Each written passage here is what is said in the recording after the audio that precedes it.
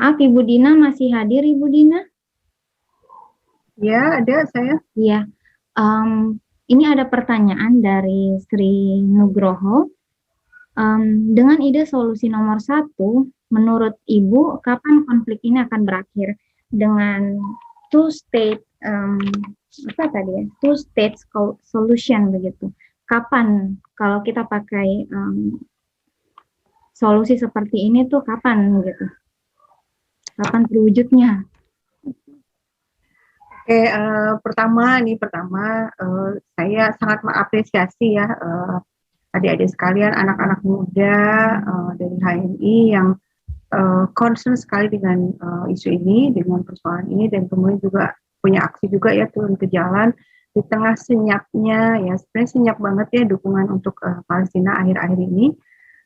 Bahkan kalau kita lihat di media sosial itu yang orang-orang pro Israel tuh luar biasa masif banget menyebarkan narasi-narasi yang berusaha menggeser pembelaan kita terhadap Palestina gitu ya, menggeser fokus, pokoknya hal-hal kecil-kecil, hal-hal sampingan itu dikedepankan sehingga akar utamanya itu penjajahan itu tertutupi oleh narasi-narasi mereka ini. Jadi saya apresiasi sekali pada adik-adik sekalian yang tetap konsisten membela Palestina.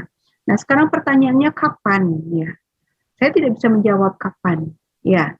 Dan sebenarnya yang terpenting kita pikirkan adalah sekarang. Sekarang kita sebagai manusia, apa yang bisa kita lakukan sekarang gitu kan? Apa yang kita bisa lakukan sekarang yang mungkin bahkan sampai ketika kita meninggal pun kita belum melihat hasilnya. Itulah perjuangan itu seperti itu ya. Perjuangan itu kadang-kadang orang yang berjuang itu sudah meninggal duluan, nggak sempat menikmati hasilnya, tidak sempat menyaksikan hasilnya. Nah sekarang kita hari ini apa tugasnya gitu ya? Kita ini siapa? Kita kan sebenarnya masyarakat sipil kan? Ya, kita ini belum ya, belum menjadi pejabat, belum menjadi elit, belum jadi diplomat kan? Belum nyampe ke gedung PBB ya untuk berdiplomasi, untuk berdebat dengan orang-orang yang pro Israel kan di New York kan gitu ya. Jadi artinya kita saya pengen mendorong teman-teman di sini kita berpikir sebagai kita hari ini yaitu masyarakat sipil. Terutama Anda semua ini kaum muda kan dan semuanya punya kekuatan di media sosial. Ya. Yang terpenting kita lakukan adalah menyuarakan akar masalah ini adalah penjajahan, settler colonialism, kolonialisme para pendatang. Ya, itu penting banget terus disuarakan. Nah, bagaimana Indonesia harus begini, Indonesia harus begitu. Pertama, Indonesia itu pemerintah kita sudah luar biasa sebenarnya. Dengan kondisi yang kayak gini tetap konsisten, dengan begitu banyak tekanan tetap konsisten untuk membela Palestina, tetap konsisten tidak membuka hubungan diplomatik dengan Palestina ya. Sebenarnya sampai di sini tuh kita udah bersyukur banget gitu ya. Karena apa? Karena opini publik pun, masyarakat kita pun belum sepenuhnya sepakat bela Palestina. Ya, bayangkan kalau pemerintah kita melakukan langkah yang lebih apa istilahnya, lebih keras lagi misalnya, membantu perjuangan bersenjata, bisa diembargo kita. Sanggup nggak kita semua mengalami itu ya? Jadi yang sudah mengalami diembargo itu kan gara-gara membantu perjuangan bersenjata Palestina adalah Suriah dan Iran. Sanggup nggak diembargo habis-habisan?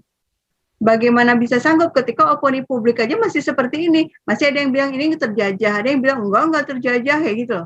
Masih luar biasa pemahaman literasi publik tentang masalah itu masih sangat minim gitu ya.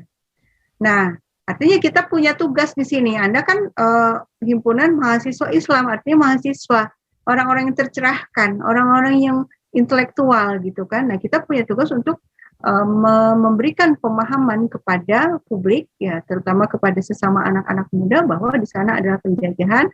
Dan yang terpenting yang kedua tadi siapa yang bercerita soal boykot itu juga penting juga kita sampaikan bahwa ini ada aspek ekonomi politik global juga ya. Jadi membela Palestina itu kalau kita lihat dari aspek ekonomi politik global itu sebenarnya membela kita sendiri ya. Hari ini kalau kita lihat sebenarnya sedang terjadi imperialisme ekonomi kan. terhadap negara-negara berkembang dan negara-negara miskin. Yang berkuasa secara ekonomi kan negara-negara besar. Nah, Anda pasti udah belajar lah ini kan. Nah, Israel hari ini bisa berdiri terus itu karena suplai dana yang sangat besar dari para pemilik perusahaan-perusahaan transnasional yang mengambil untungnya, sebagian juga mengambil untungnya dari Indonesia. Nah, ambil contoh kasus. Misalnya nih ya, saya tidak perlu sebut merek, ada perusahaan multinasional yang jualan air misalnya, air mineral. Nah, kemudian airnya diambil dari Indonesia, dari rakyat, kemudian rakyat di sekitarnya jadi kekeringan. Nah, kemudian dia jualan air dan untung besar gitu ya. Dan ini kan perusahaan transnasional, dia punya afiliasi dengan perusahaan di luar sana misalnya kan. Nah, yang perusahaan yang di luar sana itu kemudian memberikan dukungan kepada Israel. Bukan cuma masalah, bukan cuma perusahaan ini, bukan cuma perusahaan air ini salah satu contohnya. Contoh yang lain perusahaan sepatu misalnya. Jadi Anda ceklah ini ya, BDS ya, situsnya BDS, Boycott, Devastation and Sanction, apa aja produk-produknya itu. Dan misalnya perusahaan sepatu, ada yang perusahaan sepatu terkenal yang juga jualan di Indonesia. Ya, jualan di Indonesia, kita beli, anak-anak muda Indonesia beli, padahal ternyata dia bantu Israel untuk dan artinya membantu penjajahan yang dilakukan oleh Israel kan seperti itu. Nah, kalau kita melihat dari aspek ini, sebenarnya pembelaan kepada Palestina itu sebenarnya juga pembelaan kita melawan imperialisme ekonomi sebenarnya. Nah, itu kan perlu literasi kan, gimana menjelaskannya gitu kan kepada publik. Nah, itu yang bisa kita lakukan sebagai masyarakat sipil. Nah, kemudian tujuan akhirnya apa? Kalau upaya bersenjata itu di satu sisi, tapi kalau upaya-upaya seperti boykot tadi yang disampaikan oleh salah satu teman kita, boykot itu salah satu cara juga.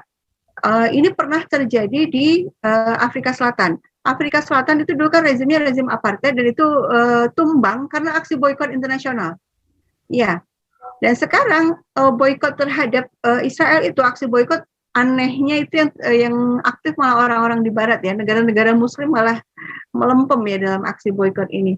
Itu ekonomi Israel luar biasa ya, sudah goyah juga karena boykot itu. Dan kemudian pernah juga akhirnya ini organisasi bisnisnya Israel itu sampai bikin surat juga kepada Netanyahu ya, meminta supaya hentikan kejahatan kemanusiaan terhadap orang-orang Palestina. Kenapa? Karena kita rugi nih gitu ya, kata para bisnismen ini. Artinya sebenarnya boykot itu juga sangat berdampak gitu, dan itu bisa kita mulai dari kita kan, masyarakat sipil kan, kita bilang jangan beli yang ini, jangan beli yang itu, sudah beli produksi dalam negeri lah kan, malah menguntungkan kita kan.